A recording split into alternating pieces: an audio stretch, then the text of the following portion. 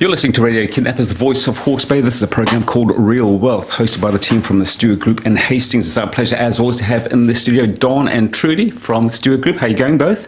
Great, excellent. Thank you. We were just saying before we came to we can't believe where the time has gone. No, it whizzes by, doesn't it? It does, and it reflects a certain age, I thought. I don't know why you're looking at me when sorry. you say that, Ken. It reflects a certain age, I thought. And anyway, before we get to talk on today's topic, which is around insurance, Don, just remind our listeners about the Stewart Group. I established the original company back in 1974 when I took a role as an insurance advisor for a major mutual company in New Zealand.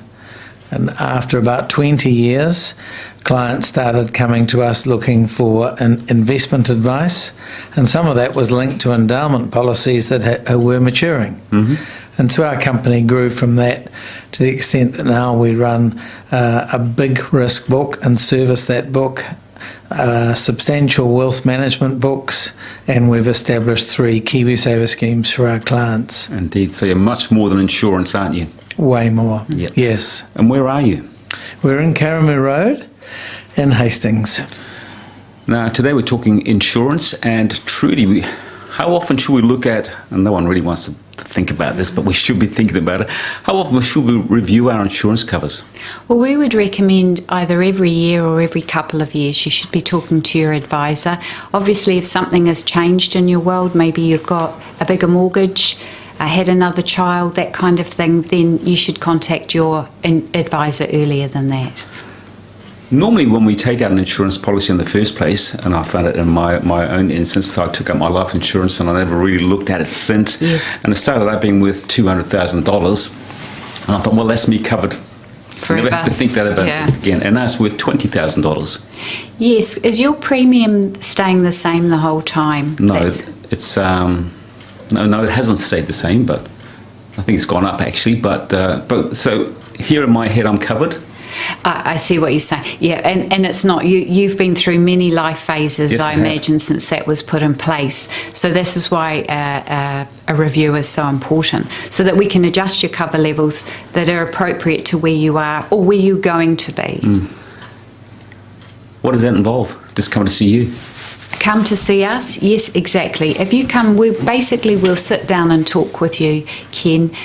We get a bit personal. We'll ask you some questions. We want to find out where you are now in your life, but also where you're planning to go. Mm-hmm. And the plan that we have around that with insurance is just to kind of support those dreams and aspirations or goals and objectives to make sure if anything was to happen to you or in your family, you would have cover in place to fill those gaps. Yes. Now, you're not the provider, though, are you? You're just giving me the advice and pointing me in the right direction. That's right. We have access to most of the New Zealand market.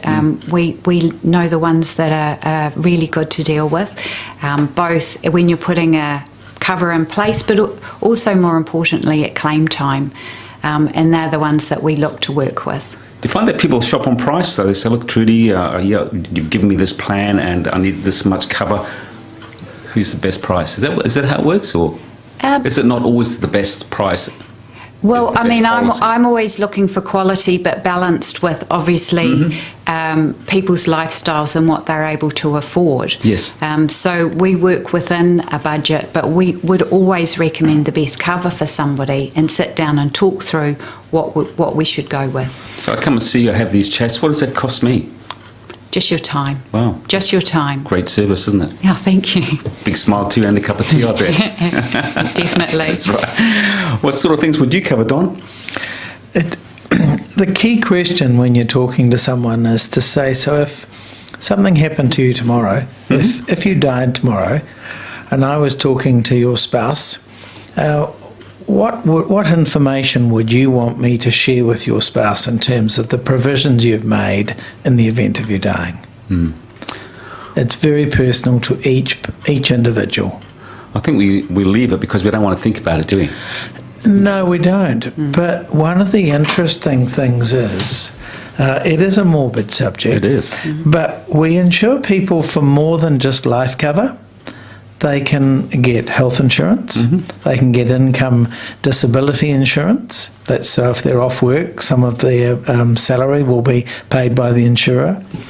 They can buy trauma insurance, so if they have a major hiccup, a health hiccup in their life that hasn't taken their life, they can get a payment.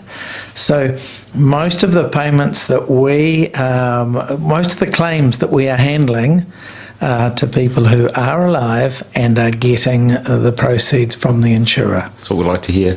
What are some of the circumstances, Don, that we'd look at either reducing or lifting our cover? Well, if you bought some cover 20 years ago, or 15 years ago, and you say the average mortgage then might have been 200,000, and in the interim you've reduced your indebtedness to 50,000 and you've left the cover at 200,000, there may be a very good reason in your world to consider reducing the cover. Indeed. And so each person, some people have doubled their mortgages in the last 20 years and others have reduced them. So it's each to their own. Yeah, and that's why we need to come talk to you guys about regular updates. Yes.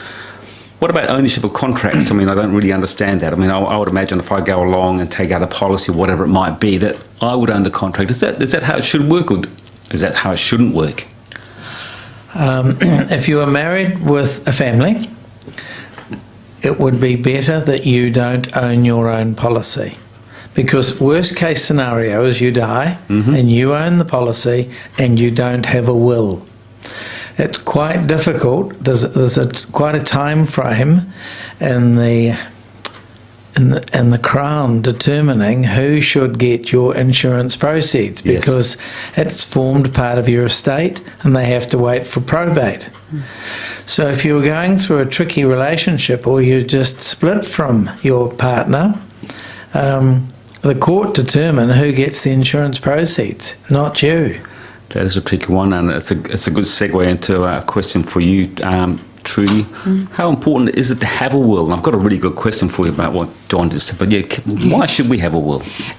For some of the reasons that Don's just been talking about, is to make sure that your wishes are carried out, and after you've died, it's then up to somebody else, if you don't have a will in place, to try and determine what you would have wanted. So this way you make sure you leave it all tidy. I mean, I think that's part of what we're doing is for our families, is not leaving a mess for them to try and figure out and work their way through, which is why getting policy ownership is important, having a will in place so everyone's quite clear about what you wanted. I think a will is one of those things, it's a bit like insurance, that you might sort out your will when you're first married, or you've got kids that come along, and then again you put it in the drawer and you don't want to worry about that until the big guy upstairs calls you up and they're going to worry about it downstairs. But Don just mentioned that we should have ownership of the contract in, for instance, in our wife's name. Yes. What if we split up, we don't think about that will, and then later on we die, and we've got someone else in the picture? What happens there? Does that first person get the money?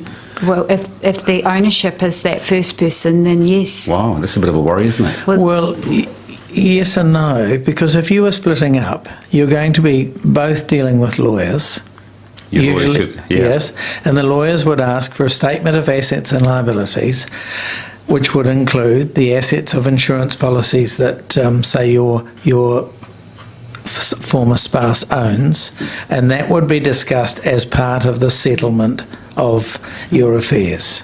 And normally what would happen was a spouse would have no further interest in your life and insurance, unless, of course, she was taking care of all the children on an ongoing basis. Indeed. And with the authority and permission of the husband, she may well retain that cover on his life. And we have some men who pay the premiums on an ongoing basis, knowing that the wife who's looking after their joint children will use it to benefit the children. Could I factor that into my will, though, saying that I'm married to you, Trudi, unless... And you I've got no goodie. and you're getting the benefit of my will unless I die, or unless I take up with someone else, and then you're out. Could we?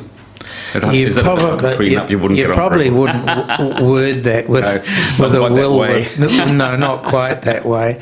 But you would amend your will at the time that you've separated from your first wife. Yeah. You'd want to leave things fair. If she was looking after the children, that she would benefit from some or all of the proceeds. So it's just negotiation at the time and taking advice from lawyers. Yes, indeed. So very important to have a will. And would you organise that at the Stewart Group so I could come and see you guys, or do I need to go to my lawyer to see that? We would recommend you see your lawyer to do that and get that updated. And it is something that we, in a review, typically will ask clients, if they have a will, and that's great if they have a will, but the second bit is how recently have you looked at it?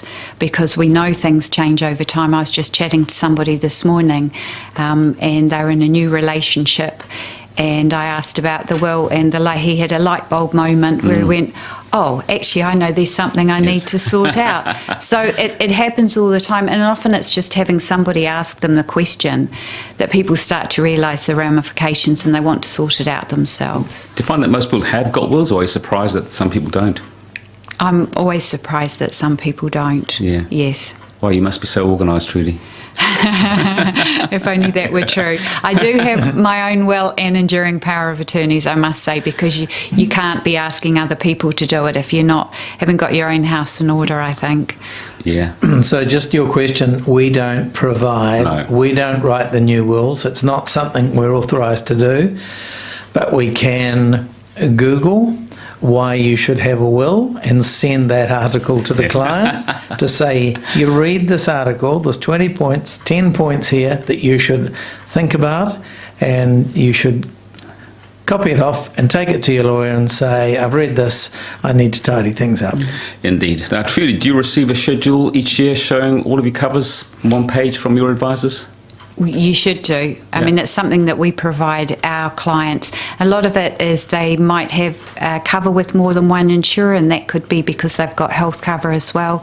And it's really nice just to have one simple page. They know exactly the cover they have, the ownership obviously is there, that kind of thing. It's an at a glance, and obviously every year to receive one.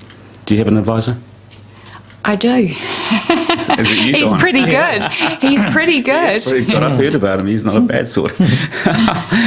What's happened in the insurance business, if people took out cover 20 years ago, there's only a remote possibility that advisor will still be servicing your business. Yes. They may have retired or left the business, and the contact may have been lost, in which case all you'll get is a notification of a premium due from each insurer.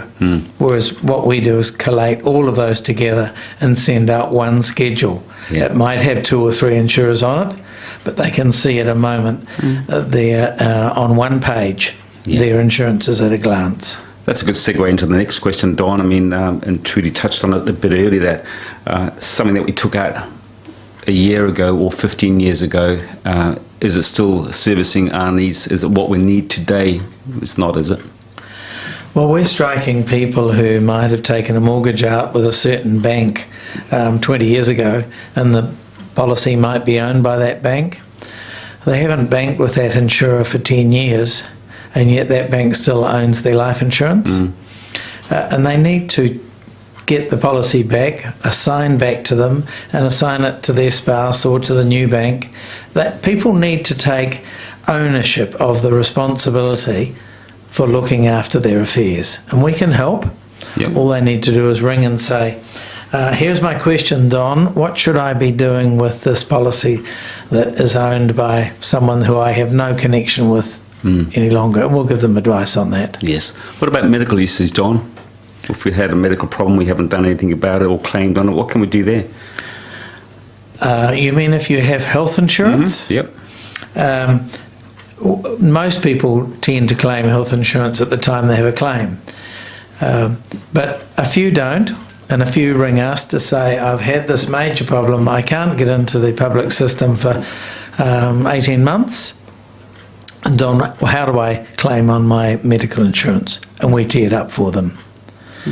But one of the interesting things that we do have happen is that if a client has, say, life insurance and trauma cover, and there's one particular case that I dealt with this fellow for 30 years, and he was very independent. He didn't want any assistance from us on a 2 or 3 yearly basis.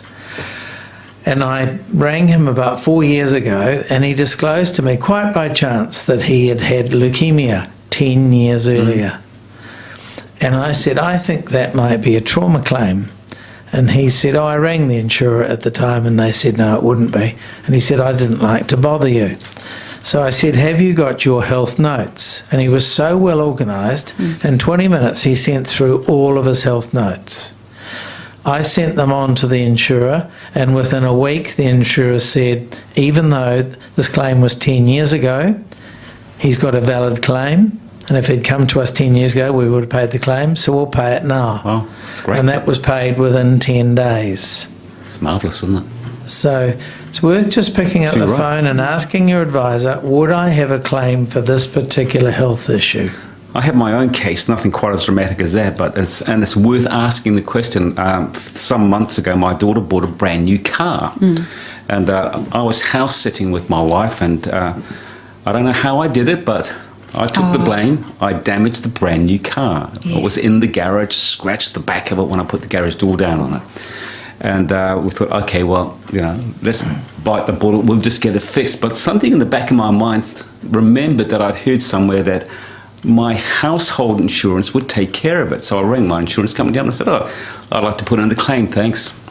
And I said, I understand that I'm covered through my household insurance if I damage someone's property. And they said, yes, you are. Wow. And it was great. I didn't have to pay. Well, that's the benefit is that you picked up the phone and asked the question. Yes. Yes. We wouldn't necessarily have known that answer because we don't do fire and general and car insurance. But if it was on life, trauma, disability, or whatever, we know. But just picking up the phone solves Asking the problem. Question. Dead right. Yes. Okay, Trudi, talking to your clients on a 1 or 2 yearly basis, well, you're adding value to that, aren't you? Well, we Their are. lives. I think, we are. A lot of it is peace of mind for the person. A lot of people are in the same position as you maybe have been, where you know that you've got cover, but you don't necessarily know what it is, and whether or not it's still appropriate, or what insurer it's with. And that's something that we're able to kind of go through with clients. And if you do it on a regular basis, you're constantly kind of tweaking, if necessary, anything that should be tweaked. And then you can kind of go away and, like a lot of people like to do with insurance, and then just forget about it. And we take that kind of onus by contacting our clients for these reviews. Peace of mind with you guys. That's what it's all about. It's peace of mind and taking the stress out of things. Indeed. Just about out of time. So, Don, we're going to leave you with the last word. A lot of people are ambivalent about life insurance because it'll never happen to me. But I've had calls over the years when a prominent person has died, and I've had a call from either the policy owner or the accountant linked to it, or the lawyer or the bank who's linked to that person. And this is after they've died and before the funeral, just to say, Don, I understand that you deal with this person and that you are the insurance agent, and we need authority to be able to talk to the person from someone in the family. And let's assume we've got that. And their question is, just want to check that that insurance was in place. And then they'll say, so can you confirm the sum assured? And we can do that with our systems very quickly. But there's a reason they're asking, because there'll be an obligation to the bank, or there'll be an obligation to a spouse or to children, and they want to know now, not after the funeral, now. And I find it just reinforces what we do, and it shows how important to policy owners and spouses and banks insurance can be when someone gets taken out early. So we want to call the Stewart Group and get some of this fabulous advice. Don, where are you and what's your phone number? We're 8788961 and we're 204 Karamu Road in Hastings. Don and Trudi, always our pleasure. You look after yourselves. We'll talk to you same time, same place next time. Thank you, Ken. Thank you.